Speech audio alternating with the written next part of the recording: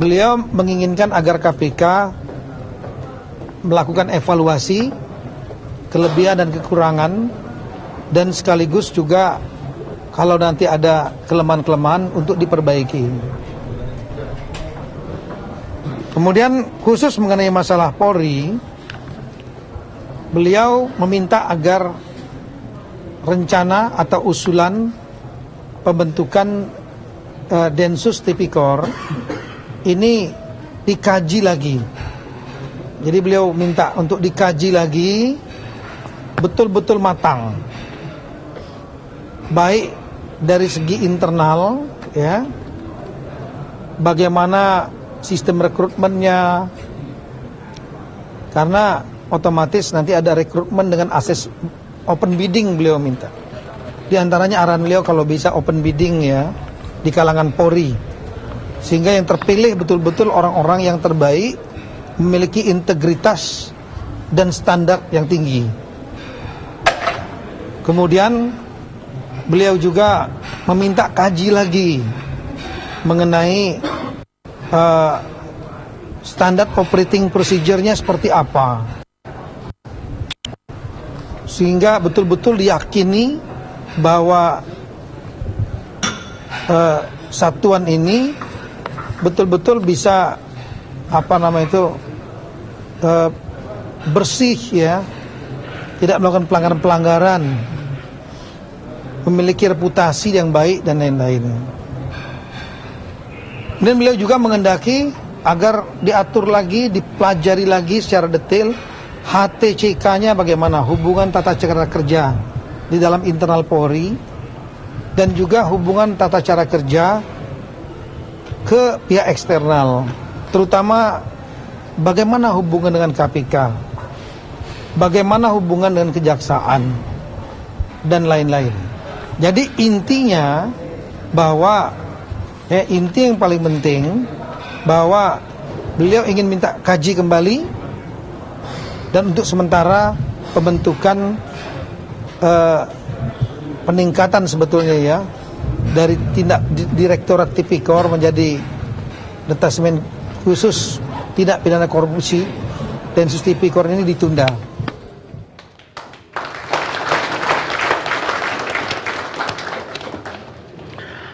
Pemirsa, kita masih bersama Indonesia Lawyers Club dalam diskusi perlukah Densus Tipikor. Sekarang saya mau bergabung dengan Brigjen Aris Budiman, Direktur Penyidik KPK.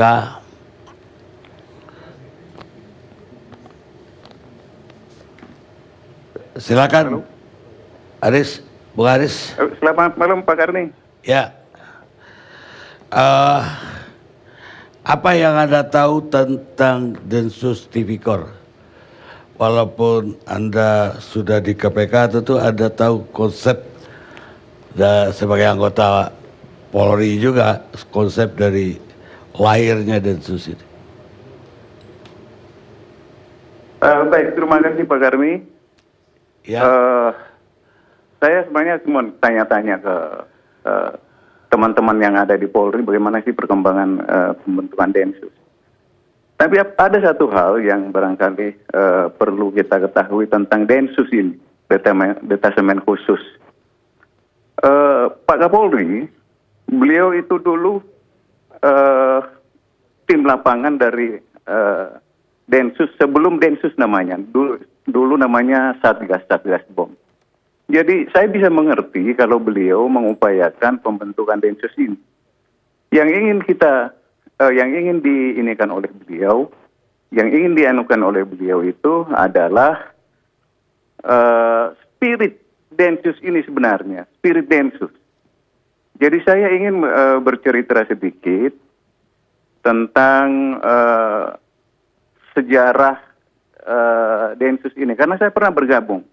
Densus sebelumnya itu namanya Satgas Bom Polri. Nah, Satgas Bom Polri ini itu terdiri dari beberapa anggota, bahkan ada instansi-instansi luar sebenarnya yang bergabung ke dalam Satgas ini yang membantu operasional Satgas BOM seperti imigrasi, bea cukai, kemudian di airport dan sebagainya.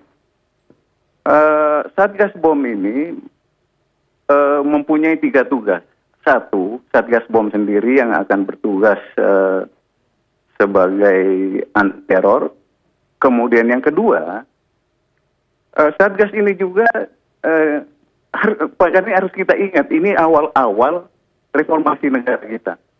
Kita harus ingat itu bahwa semuanya pada saat itu bom di mana-mana, kemudian narkotika, kemudian tindak pidana korupsi dan sebagainya. Itu cukup banyak waktu itu ya. Yang kedua saya jelaskan tadi tentang Satgas BOM yang juga berfungsi sebagai Satgas anti narkotika. Jadi ada tugasnya itu. Kemudian yang ketiga, Satgas yang menyidik perkara-perkara yang berkaitan dengan penyelamatan harta kekayaan negara. Nah, saya bercerita misalnya untuk narkotika. Satgas narkotika itu orang-orangnya hampir sama semuanya yang ada di dalam Satgas BOM itu. Nah, Satgas narkotika ini pada awalnya kan BNN belum ada semuanya. Begitu marak tindak pidana narkotika waktu itu. Dan kita ingat betul bagaimana efektifnya kerja Satgas ini. Dan salah satunya misalnya yang terakhir itu waktu di Batam bisa membongkar pabrik sabu yang bisa berproduksi berapa ton. Dan hasil-hasil yang selama ini yang dilakukan oleh Satgas itulah sehingga orang jadi merubah strateginya untuk memasarkan narkotika ke Indonesia. Mereka banyak mengimpor seperti sekarang kita lihat dan luar biasa kerjasama yang kita lihat sekarang kan BNN, bea cukai, kemudian imigrasi bekerja sama. Nah itu cikal bakal seperti itu semuanya Pak Hermi. Kemudian yang ketiga berkaitan dengan penyelamatan harta kekayaan negara. Nah Satgas ini juga itu bertugas untuk menyelamatkan harta-harta kekayaan negara. Pak Karni barangkali ingat dulu tahun 2003 atau 2004 kalau tidak salah, di bawah pimpinan Pak Goris, kemudian termasuk Pak Kapolri, kemudian Pak Petrus, Pak Safei yang Kadensus sekarang, kemudian ada Pak Riko, angkatan saya yang jadi gubernur di Akpol sekarang, dan banyak ada kita di bawahnya itu. Nah itu ada kilang minyak yang menyalurkan minyak sampai ke tengah laut. Itu hasil kerja dari Satgas ini yang bisa mengungkap udah tahunan menyalurkan BBM ke tanker-tanker di tengah laut tanpa bisa dikontrol oleh negara. Dan itu bisa diselamatkan. Banyak lagi harta kekayaan di bawah laut, kemudian ada juga yang tindak pidana korupsi, misalnya kehutanan dan sebagainya. Pada saat itu awal-awal semuanya. Artinya, Densus ini jadi spirit sebenarnya. Spirit inilah yang menurut saya bisa pahami, ya, ingin diadopsi barangkali oleh Pak Kapolri untuk diterapkan di tindak pidana korupsi. Nah itu kita bahasanya spirit ini kalau kita bisa pakai, itu akan luar biasa untuk pemberantasan korupsi. Karena saya pernah bergabung di sana. Adik-adik kita itu, para anggota di lapangan ini, perwira-perwira lapangan ini, dia tidak pernah berpikir yang lain. Yang dia pikirkan cuma negara. Dia harus selamatkan apa yang dia lakukan. Itu Pak Garmi, itu yang spirit ini menurut saya yang ingin dibawa oleh Bapak Kapolri masuk menjadi Densus. Makanya kalau menurut saya jangan tetap pakai nama Densus. Densus anti korupsi. Nah, spirit inilah yang harus kita isi semuanya. Diisi supaya memiliki daya juang, kemudian daya kemampuan teknis, dan saya yakin seperti tadi Pak Kapolri katakan akan dites dari dalam semuanya. Spirit itu saya yakin bisa ditularkan. Ya, bisa ditularkan seperti yang ada sekarang. Banyak jadi mantan-mantan anggota Satgas BOM yang dulu di BNN yang jadi direktur cybernya, direktur IT-nya itu mantan Satgas Bom semuanya, Pak Made, Brigjen Made itu dari sana semuanya. Banyak yang sekarang yang banyak bisa mengisi jabatan-jabatan. Artinya bisa berkarya untuk negara kita dan saya yakin bisa bekerja sama dengan KPK, kejaksaan seperti itu menurut saya Pak Karni. Itu barangkali yang sementara bisa saya infokan. Halo? Ya, saya ingat apa yang dilakukan Satgas tahun 2004 atau 2003 barangkali. Mungkin baru tidak diaktifkan lagi ketika tenaga Satgas tersedot oleh bom Bali 2. Ya, betul sekali. Kalau nggak salah. Betul. Benar. Betul, Bapak. Itu sebetulnya ide dasar untuk embrio atau ide dasar untuk membentuk Satgas anti korupsi sekarang. Oh, saya kurang paham itu Pak Karni. Saya kurang paham apakah itu ide yang jadi ide dasar.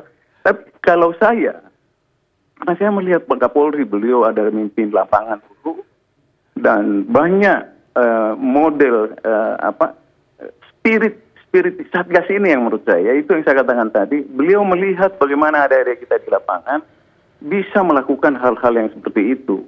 Daya juang, kemudian daya jelajah, daya determinasi. Kalau Pak Petrus itu menyatakan begini, saya ingat betul beliau berkata, bukan cuma hard work, tapi smart work.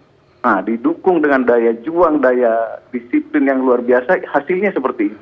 Yang bisa kita lihat sekarang, Satgas Bom bisa setidaknya bisa mencegah ledakan-ledakan bom dan sebagainya. Itu yang ini, yang menurut saya menjadi spirit dari mengapa disebut Satgas. Apa Densus? Itu cikal bakal dulu Satgas kemudian jadi Densus. Nah, inilah menurut saya yang barangkali ingin ditularkan ke dalam detasemen khusus anti korupsi kalau nanti itu terbentuk. Itu Pak Karni. Baik Bung Haris, terima kasih banyak telah bergabung bersama kami. Terima kasih Bung Haris. Sekarang saya ke Pak Aryono Umar, Pak mantan Wakil Ketua KPK 2007-2011. Terima kasih Mbak Karni. Dan sebetulnya semangat kita atau pemikiran kita sebagai bangsa terhadap korupsi itu sudah cukup lama. Kalau kita lihat ada sekitar 8 lembaga yang sudah dibangun sejak tahun 50-an mengenai bagaimana kita menangani korupsi ini. Dulu pernah ada juga yang cukup menyeramkan, cukup ini, tapi juga kemudian bubar, yang namanya Opstif, sehingga terjadi banyak perbaikan-perbaikan di waktu itu, walaupun tidak menyeluruh. Kemudian juga ada tim-tim yang lainnya. Bahkan yang terakhir itu adalah yang digagas oleh pihak kepolisian, kejaksaan dan BPKP yang namanya adalah Tim Tas Tipikor. Iya. Ya, ada dibangun itu. Dan ternyata juga dengan 3 lembaga yang sangat kuat itu, yang memiliki data yang banyak, di BPKP datanya banyak mengenai bagaimana temuan-temuan, bagaimana praktik-praktik menangani, mengelola keuangan negara, baik itu di pusat maupun di daerah, sudah disampaikan semua. Tapi ternyata memang permasalahannya tidak semudah itu. Bagaimana koordinasi di lapangan itu tidak semudah itu. Oleh karena itulah kemudian tim ini pun kemudian dengan sendirinya secara alamiah bubar. Kemudian juga dibentuk ada yang namanya komisi mengenai pelaporan harta kekayaan para pejabat. Itu pun juga tidak bertahan lama. Terakhir dibentuklah yang namanya KPK berdasarkan Undang-Undang Nomor 30 Tahun 2002. Kalau melihat di situ, kita menyadari bahwa, dan memang sampai dengan saat ini seperti dikatakan oleh Bang Karni tadi, kita tidak pernah lepas dari permasalahan korupsi ini. Sampai dengan saat ini EPK kita tidak terlalu menggembirakan. Walaupun upaya-upaya penindakan sudah sedemikian sangat agresifnya kalau dibandingkan dengan negara-negara lain di tetangga kita. Jadi artinya ada persoalan di sini. Kalau kita lihat KPK, Undang-Undang Nomor 30 tahun 2002 pasal 11 dikatakan bahwa KPK itu menangani 3 hal. Pertama, menangani penegak hukum atau penyelenggara negara sesuai dengan pasal 2 Undang-Undang Nomor 28 tahun 99. Penyelenggara negara itu kalau di daerah, di provinsi itu paling rendah itu adalah sekda atau gubernur dan wakil gubernur. Kalau di kabupaten dan kota itu hanya bupati, wakil bupati, dan wali kota, wakil wali kota. Yang lainnya itu bukan menjadi kewenangan KPK. Kemudian yang kedua, yang kerugian negaranya adalah 1 miliar ke atas. Kemudian yang ketiga yang boleh ditangani oleh KPK hanya yang kalau itu mendapatkan perhatian publik dan meresahkan masyarakat. Jadi artinya kalau kita melihat sebenarnya kasus-kasus korupsi yang ada di Indonesia jauh lebih banyak dibandingkan 3 hal tersebut. Oleh karena itulah maka terlihat banyak kasus-kasus korupsi yang lepas dari perhatian yang kita sebut sebagai the line with no man. Tidak tersentuh mereka. Dan ini besar. Inilah yang menyebabkan bahwa Indonesia sudah dianggap sebagai negara korup sampai dengan saat ini. Kita lihat umpamanya di sektor-sektor pelayanan publik. Kita pernah melihat tempo hari mendengar bahkan presiden pun datang ke Kementerian Perhubungan karena di sana ada terjadi pungli yang luar biasa. Bayangkan di Jakarta, di tempat yang sangat terhormat seperti itu masih terjadi pungli yang besar-besaran, apalagi di daerah, apalagi di jalan-jalan. Jadi artinya kalau umpamanya nanti pihak-pihak luar melakukan survei terhadap hal-hal yang demikian ini, kita akan selamanya tetap dianggap sebagai negara korup karena memang hal-hal tersebut tidak pernah tertangani. Kemudian juga kita sudah membentuk KPK yang KPK-nya juga secara sistem tidak boleh menangani itu. Kemudian juga kepolisian dan kejaksaan walaupun sudah menangani yang sedemikian banyaknya, tetapi juga dibebani oleh tugas-tugas yang lain. Nah, berdasarkan dari hal tersebut, artinya bahwa ada 2 pandangan saya secara pribadi dalam hal ini melihat urgensinya atau tidak urgensinya Densus Tipikor ini. Yang pertama, dari segi kesiapan, Densus ini kalau dari kewenangannya pasti punya kewenangan karena memang selama ini pihak kepolisian juga sudah menangani mulai dari tingkat Polres, kemudian Polda sampai ke Barreskrim sudah menangani banyak sekali kasus-kasus, bahkan jauh lebih banyak daripada KPK. Walaupun kadang-kadang tidak terekspos. Itu yang pertama. Jadi kewenangan dia memang punya kewenangan karena dia menangani tindak pidana umum dan juga tindak pidana khusus seperti korupsi ini. Kemudian yang kedua, dari sisi SDM dia juga memiliki kemampuan karena dia punya pengalaman, ditambah lagi mantan-mantan KPK yang memiliki kemampuan dan juga memiliki integritas sudah banyak juga yang pulang ke kepolisian. Kemudian yang ketiga mengenai SDM-nya. SDM juga sampai ke daerah-daerah, sampai tingkat Polres, pihak kepolisian memiliki itu, tidak seperti KPK.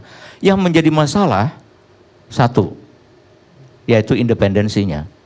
Kalau di KPK, kita pasti meyakini bahwa dia independen, karena memang undang-undang itu mengatakan bahwa KPK itu adalah lembaga yang independen, tidak bertanggung jawab kepada presiden maupun yang lainnya. Dia hanya bertanggung jawab kepada publik. Sedangkan Densus ini nanti dia berada di bawah Kapolri mungkin yang nantinya akan bertanggung jawab menyampaikan laporan dan lain sebagainya. Jadi artinya kalau hal ini tidak bisa dijelaskan kepada publik bagaimana independensinya, tentunya nanti mereka beranggapan sama saja nih Densus ini dengan lembaga-lembaga yang tadi kita sebutkan yang sudah sedemikian banyaknya ini. Itu persoalannya kalau tidak independensi. Tapi kalau independen, kalau dia independen artinya dia mirip KPK. Kemampuannya juga tinggi, kewenangannya juga lebih tinggi, kemudian daya jangkaunya jauh lebih banyak, sehingga dia mirip KPK tapi lebih hebat daripada KPK. Hal ini tentunya tadi kalau saya mendengar baik itu Kapolri maupun yang lain-lain menjelaskan sangat bagus sekali bahwa akan terjadi sinergi yang sangat baik antara Densus ini nanti dengan KPK. Permasalahannya begini, kalau dia itu tidak independen, artinya akan mendapat sorotan dari masyarakat.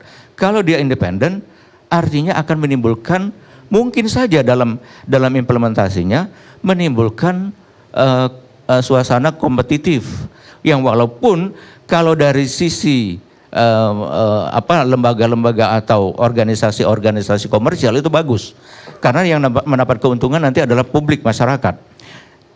Karena dengan adanya kompetisi maka akan dihasilkan produk yang jauh lebih bagus dengan harga yang paling murah. Tapi kalau ini lembaga negara, apakah perlu ada kompetisi seperti itu? Kalau umpamanya terjadi kompetisi, mudah-mudahan tidak terjadi kompetisi. Jadi artinya bahwa untuk mengatasi hal tersebut, kalau memang supaya tidak terjadi kompetisi, harus betul-betul diyakinkan bahwa Densus ini akan mengatasi permasalahan-permasalahan pemberantasan korupsi yang selama ini terjadi di Indonesia. Yang masih menjadi kendala di KPK itu adalah terkait dengan koordinasi dan supervisi. Karena memang dari segi SDM di KPK itu senioritas dia kalah senior daripada yang teman-temannya baik itu di Polda maupun di Kejaksaan Tinggi. Bagaimana mungkin dia mau melakukan koordinasi dan supervisi kalau umpamanya yang di koordinasi dan supervisi itu adalah seniornya dia sendiri. Apakah mungkin nanti Densus ini mampu menjembatani kelemahan-kelemahan tersebut? Mampu mengkoordinasikan, mampu mengkomunikasikan antara pihak kepolisian dengan pihak KPK. Sehingga banyaknya kasus-kasus yang terjadi selama ini bisa ditangani bersama. Contohnya begini, Densus walaupun nanti katakanlah dia sangat powerful katakanlah, dan juga dia memiliki independensi yang tinggi, tapi tetap saja secara hukum dia memiliki kendala. Terutama yang terkait dengan penanganan kasus-kasus pejabat-pejabat tertentu. Karena menurut aturan, ada pejabat-pejabat tertentu pada waktu mau dilakukan penyidikan harus mendapatkan izin dari atasannya, umpamanya dari presiden. Dan itu kadang-kadang cukup memakan waktu yang lama. Kalau kita ingin menangani korupsi, kemudian waktunya sudah sedemikian lama, terjadi masuk angin. Nah ini yang kita tidak harapkan. Sedangkan KPK bisa menangani itu. Apakah nanti Densus ini akan diberikan kewenangan seperti itu, seperti KPK? Sekali lagi, kalau dia punya kewenangan seperti itu, otomatis dia akan sama, mirip dengan KPK, tapi namanya berbeda. Itu yang pertama. Yang kedua, di samping permasalahan-permasalahan tersebut, selalu kita melihat bahwa kok dengan upaya yang sudah sedemikian hebatnya, kadang-kadang dengan penuh kegaduhan di Indonesia ini, kok korupsinya masih banyak, bahkan ada yang mengatakan bertambah banyak. Kenapa? Persoalannya di mana? Artinya begini, pada waktu penegak hukum masuk melakukan penindakan, baik itu penindakan secara mulai dari penyidikan maupun penuntutan, atau apalagi yang melalui OTT, tidak pernah diikuti dengan upaya-upaya untuk memperbaiki. Mestinya pada waktu terjadi katakanlah OTT, masuk juga upaya-upaya pencegahan di situ, merehabilitasi, membuat suasana nyaman kembali, agar mereka bisa bekerja dengan baik. Karena ini tidak semuanya melakukan korupsi, yang melakukan korupsi kan hanya beberapa oknumnya saja. Yang lain itu menjadi demam yang sangat berkepanjangan. Oleh karena itulah maka kalau Densus ini nanti terbentuk, katakanlah umpamanya, tentunya harus bisa juga menjawab pertanyaan-pertanyaan tersebut. Bagaimana penegak hukum masuk, kemudian dilakukan upaya-upaya pencegahan yang bersama-sama. Karena begini, pencegahan yang dilakukan selama ini tidak kepada penyakitnya. Kan pengobatan itu dalam rangka untuk mengobati penyakitnya, tapi bukan pada penyakitnya, tapi pencegahan pada hal-hal yang lain, umpamanya dari umpamanya tokso, umpamanya melalui seminar segala macam, tidak. Padahal kasus-kasus modus-modus itu sudah diketahui semua oleh baik itu kejaksaan, kepolisian maupun KPK. Kenapa pencegahan tidak terhadap hal-hal demikian? Kenapa demikian? Karena ini berjalannya berbeda, bukan paralel. Oleh karena itulah maka jadi ada dua hal yang perlu betul-betul mendapatkan perhatian di samping masalah independensi. Pertama, apakah bisa nanti mensinergikan koordinasi supervisi, baik itu untuk upaya-upaya antara kepolisian dan antara KPK dan kepolisian maupun dengan kejaksaan. Kemudian yang kedua, apakah bisa pada waktu masuk melakukan upaya penindakan, di sana juga masuk melakukan upaya pencegahan sekaligus membenahi, sehingga mereka betul-betul tidak merasa terbebani dengan kondisi-kondisi yang tidak nyaman di kantornya. Begitu Bang Erna. Jadi maksudnya Pak Haryono itu dibentuk Densus itu dengan undang-undang. Ya kalau harus independen, bisa menjembatani.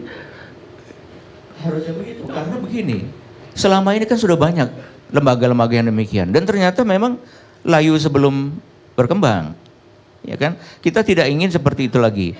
Kita melihat Densus 88 sedemikian hebatnya, karena memang dia punya pengalaman dan kemudian kompetensi yang sangat bagus dan tidak ada rival di situ. Tapi kalau di sini sekarang kan ada undang-undang yang sedemikian kuatnya, Undang-Undang 30 tahun 2002 terkait dengan KPK. Nah, kalau umpamanya Densus ini tetap dengan peran yang ada selama ini di kepolisian, artinya ini kan hanya membuat sesuatu hal yang khusus terhadap apa yang dilakukan selama ini secara rutin ditangani oleh kepolisian. Itu setengah-setengah kalau menurut saya. Kalau umpamanya nanti betul-betul secara serius sehingga betul-betul menjembatani permasalahan-permasalahan, karena kita inginnya, saya yakin maksud dari Kapolri tersebut adalah bukan untuk menunjukkan bahwa ada loh kepolisian yang punya yang hebat seperti KPK, bukan itu. Tetapi ingin ikut kontribusi bagaimana mengatasi persoalan korupsi yang ada di Indonesia selama ini. Kita sudah lihat segala macam sudah kita lakukan. Penindakan luar biasa dibandingkan dengan Filipina segala macam kan kita jauh lebih hebat. Tapi ternyata IPK kita nggak pernah naik. Nah itu kan menjadi persoalan. Jadi artinya kalau ingin betul-betul membangun ini, mari betul-betul mulai dari naskah akademiknya kita betul-betul pelajari sampai nanti terbentuk betul-betul. Kalau umpamanya ada semacam undang-undang atau minimal PP, itu akan menjadi lebih baik ini daripada hanya bentukan oleh Kapolri sendiri. Ya, tapi Densus 88 nggak pakai undang-undang tuh. Lain. Densus 88 kan tidak ada selama ini yang melakukan seperti itu. Kalau ini kan sudah ada. Success story KPK kan tidak ada yang meragukan itu. Walaupun tadi Mas Haris mengatakan ada persoalan-persoalan di KPK gitu kan. Orang luar boleh lah melihat itu. Tapi persoalannya success story itu sudah diakui baik di dalam negeri maupun luar negeri. Nah ini untuk mencapai yang seperti itu, untuk bersanding bersama-sama kan harus tidak main-main begitu. Baik Pak Haryono, memang semakin korup satu negara, semakin banyak aturan dan undang-undangnya. Taticus, Senator Romawi. Kita rehat sejenak.